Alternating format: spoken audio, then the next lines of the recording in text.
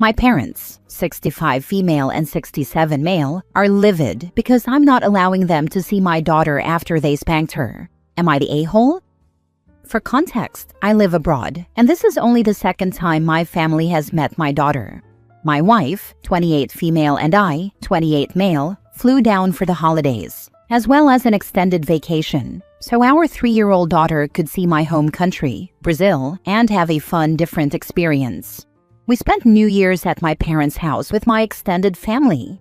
Everything seemed to be going well until the 3rd, when my wife and I left the house to run some errands and left my daughter alone with my parents. My daughter is a very smart girl. She loves talking. She's sweet, but opinionated, and we like to encourage that. We want her to know that her voice and thoughts matter and that we are there to listen. My parents, however, seem to disagree. While we were out, my mom called me and told me that my daughter was being disrespectful. I asked her what she was doing, and she told me that my daughter was arguing about the cartoon they had picked for her to watch and wanted to watch something else they didn't know. I understand that we don't always have to give kids what they want, but I didn't see the harm in that, especially because I don't exactly trust whatever they chose for her due to certain ideological differences we have.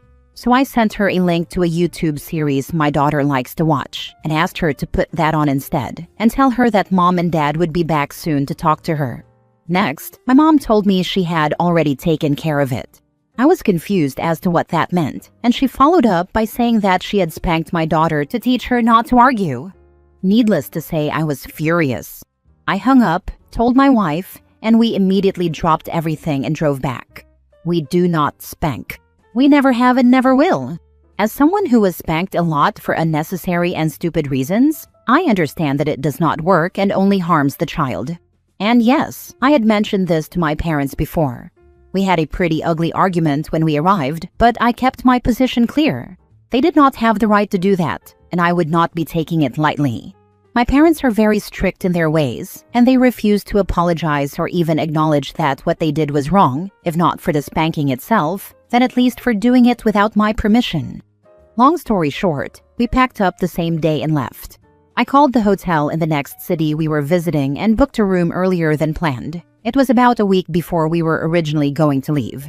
I made it very clear to my parents that I didn't want to hear any more excuses. I sent them some articles on parenting and child abuse and told them I wouldn't be talking to them or allowing them to talk to or see my daughter again until they had read them and contacted me to apologize and acknowledge that what they did was horrible and wrong. Fast forward to now. It's been over 2 weeks, and all I've heard from them are enraged complaints about how they knew what they were doing because they did it to me and I turned out okay, so it must work. About how I'm being ridiculous and unfair because they were only trying to help, and about how they don't get to see my daughter often since I live abroad. I've received calls from my sister, who is a lot like them, defending them, from my sister's husband, from his father, from 2 of my uncles, my father's brothers, and even from some of my cousins. To put it shortly, everyone is saying that I should forgive them and forget about it because they had good intentions and don't get to see my daughter often, so I'm being unfair. We had plans to spend a few more days with my parents in early February before our flight home, but I canceled them. I still don't think I'm wrong, but I can partly see their reasoning behind the "they don't get to see her often" point, though I'm still very much not inclined to yield. Am I the a-hole? Now for the top comments before reading the update. What's their problem? They don't see her often, so they think they can hit her? Besides, they haven't offered a single apology. They're completely convinced they're in the right, so they'll do it again. And they've enlisted the whole family behind them. A family whose capacity for self-reflection is clearly lower than the IQ of a mussel in marinara sauce. You're not in the wrong. I think they don't want to apologize because that's how they raised me. And if they do apologize and admit they were wrong, it won't be just for this instance, but for the way they acted for decades before this. They're too proud for that. The rest of my family is very much like that too. Your child, your rules. And by the way, they haven't seen this child since she was born, and their idea of bonding with the kid they've never really met before is to hit her. Sounds like a dumb way to develop a relationship with a toddler. Unfortunately, they don't know much about developing healthy relationships, or they believe they have authority over her, which I'm trying to make clear they don't. Go no contact with all of them. Good riddance. I've been talking to my wife about this. We were staying with them mostly to humor them, if I'm being fully honest. We hadn't seen them since our daughter was a newborn, and they had been asking incessantly for us to visit. It wasn't even the main objective of our trip. I think it might be best to cut our losses if we do. Now for the update. This post got a lot more attention than I was expecting. I showed it to my wife, and we decided to block everyone who has been calling or texting us about the situation. We'll enjoy the rest of our vacation in peace. Once we're back home, I'm going to call my parents and explain to them one last time why what they did is unacceptable. I will not be allowing them to be alone with my daughter ever again, and unless I can see for sure that they've learned and changed, they will not be seeing her at all. I'll keep them muted and contact them only if something urgent happens in the family. I've also seen some comments debating spanking kids, and I believe this is a discussion we as humans shouldn't even be having anymore. Spanking, or any kind of physical punishment, is abuse, and there's never any excuse to resort to violence. If a child is too young to reason with, they won't understand why you're hitting them. If they are old enough to reason with, then reason with them. Next story. Am I the a-hole for going no contact with my daughter due to my wife? My daughter, who is 26, has always hated my wife. My wife and I are both 43. My wife came into my daughter's life when she was already an adult. My daughter tries very hard to taunt my wife into a fight, and my wife just ignores it. My wife and my ex are good friends, and my ex cut off our daughter 2 years ago for her behavior, and because, according to my ex, my daughter is a narcissist. Her sister is a therapist and has told me this too, but I was always hesitant to cut her off. My daughter took my wife's phone and wrote a text message to a random person who ended up being my daughter impersonating another person. She created this entire conversation with herself to make it look like my wife was having an affair, and then told me that my wife was cheating on me, which was a complete lie. My wife found out and did not make a big deal out of it, but she made it clear that she wanted nothing to do with my daughter anymore, while also saying she would never stop me from being in her life. Now my daughter's getting married to her longtime boyfriend and did not invite my wife. It's her wedding, so she can do what she wants. However, I told her that my wife and I are a package deal, and it's common courtesy to invite a married couple. My wife and I had a daughter together last year, who is turning 1 soon. I never pressured my daughter to have a relationship with her sister, and she made it clear that she didn't want one. Now she's saying that if I don't come to her wedding without my wife, she's cutting me off. My ex-wife, her mother, told me that it's best if I just cut her off myself, and that it's stupid that I keep subjecting my wife to our daughter's behavior. I kind of agree, so we did just that. We have not had contact with her for 6 months now. Am I the a-hole for cutting off my daughter? Ex cut off our daughter 2 years ago for her behavior and because, according to my ex, my daughter was a narcissist. I don't doubt your wife, but this reads as two parents who had a daughter with a legitimate personality disorder and decided to cut her off in adulthood, rather than try to pursue professional diagnosis or management of her troubling behavior. She has been in therapy for years. What's happened has happened though, and I am not willing to have her in my life.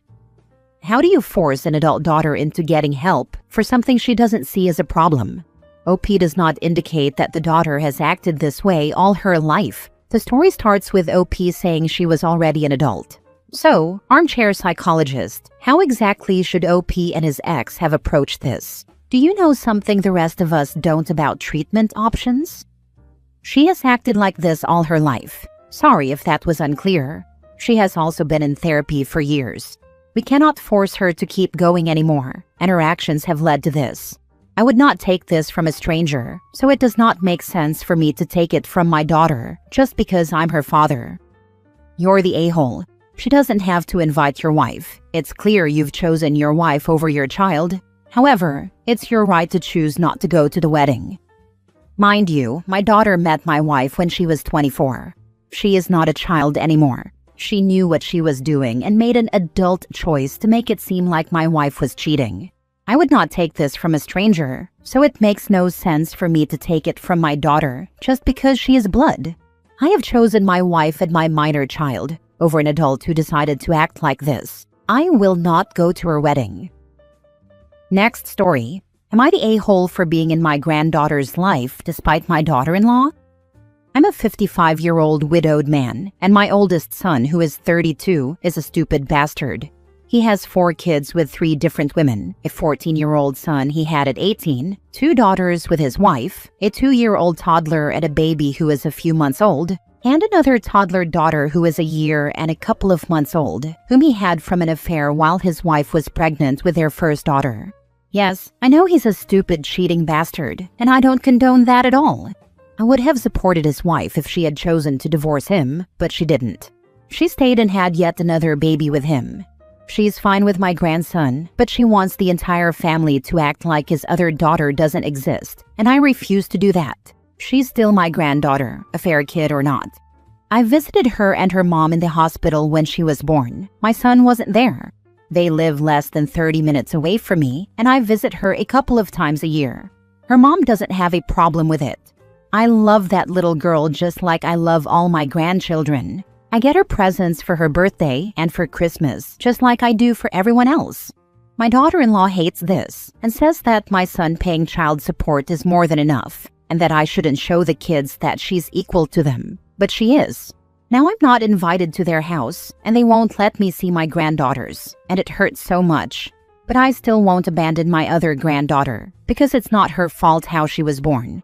She's a pretty little doll, and she lights up whenever I come to visit her, which happens more now since I can't visit the others. I've even become friends with her mom's family, especially her dad. We just like chilling with our granddaughter. Am I in the wrong here? Not the a-hole. I applaud you for not giving in to your daughter-in-law after she withheld your other granddaughters from you. I get that it's hard for her that there's living proof that your son cheated on her, but the kid can't help that she was born out of an affair. You choose to be in the lives of all of your grandchildren. Your daughter-in-law chooses to keep her daughters from seeing their grandfather. There's only one a-hole here, and that's her, plus your son for cheating. My other granddaughter knows me and loves me, and she lights up whenever I come to visit her. I don't want to take that away from her, and I don't want to miss out on her life. I'll only stop seeing her when I die. Your granddaughter is lucky to have you, OP. Your daughter-in-law is the a-hole for taking out her anger on you and your granddaughter.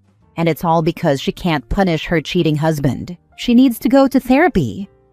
I know what I'll do. To suppress my feelings about my husband's betrayal, I'll live in denial about the impact of his actions, and then I'll force everyone to focus on me and my kids, and we can all live in blissful, deliberate ignorance of the fact that there's a whole human being that is part of my family. Why can't this old man see that? Please make sure that your will is squared up for this child, and put barriers in place to protect her, because your son and his terrible wife will absolutely try to stiff her on your assets. OP can put everything in trusts for the grandkids and, in his will, include a clause specifically stating that he leaves absolutely nothing to his son for being a philanderer, and specifically leave nothing to the daughter-in-law for cutting off the relationship with the children as punishment for OP keeping a relationship with all of his grandchildren, while she refused to hold her cheating husband accountable. Then make the trusts for the withheld grandchildren contingent upon conditions of your choosing, like tuition paid directly to the school or payments made directly to institutions, not cash. Not the a-hole for keeping contact with your grandchild. Last story. Am I the a-hole for turning in my mother and giving my stepfather's ashes to my stepsister? When my stepdad died, my family and I picked up our lives and moved 5 hours away to help my mom. She didn't make enough money to keep her house, car, etc. without him. When we first got there, she dove into alcoholism and did not hold up her part of the deal or her contributions. We discussed this with her, and she seemed to snap back into reality and start to sober up. All seemed well. Fast forward 6 months to a year later, and she started going out and not coming home for a day or two. Whatever, she's a grown adult, in her 60s, and we assumed she just didn't want to be around the chaos of grandkids. When she was home, she still seemed fine. Fast forward another 2 years, and we found out that she wasn't only doing drugs, but was also selling them sometimes in our home. She did this while my youngest was between 3 and 5 years old. When we found everything out, we turned her into the police. After doing so, I decided she didn't deserve to keep my stepdad's ashes. If she had done all this while he was alive, he would have turned her in and kicked her out immediately. My stepsister stopped talking to me and my mom about 6 months after he died and ended up blocking us both on social media. I didn't know why, but I assumed it was just too painful for her to talk to us, especially about him. Well, after all of the nonsense with my mom, I found a way to reach out to her and give her his ashes. My mom was livid. When I gave my stepsister his ashes, she informed me that she blocked us because my stepdad wanted to be interred at Arlington Cemetery and we didn't respect those wishes. No one ever told me this, or I would have had it done ASAP. My stepsister is in the process of doing it now. Am I the a-hole? Edit. We tried to get her help several times, including offering to pay for rehab, and she refused. She said she could do it on her own and seemed like she was, but instead got deeper into it. Yes, we were living in her house, but we were paying for everything. Mortgage, utilities, maintenance, and all necessities. Not just for us, but for her as well, including personal hygiene products, laundry supplies, food, and gas for her car. She was basically an additional child who contributed nothing, not even chores. We also did not stay in the house. First because it wasn't ours, and second because we feared for our lives, as she was getting high on her own supply and owed whoever was above her a lot of money. We didn't take anything that was hers and also left a lot of our own belongings. Having his ashes interred at a national cemetery doesn't just happen, especially at Arlington. It took over a year for my friend to get her granddaughter's ashes interred at Fort Logan Cemetery in the Denver area.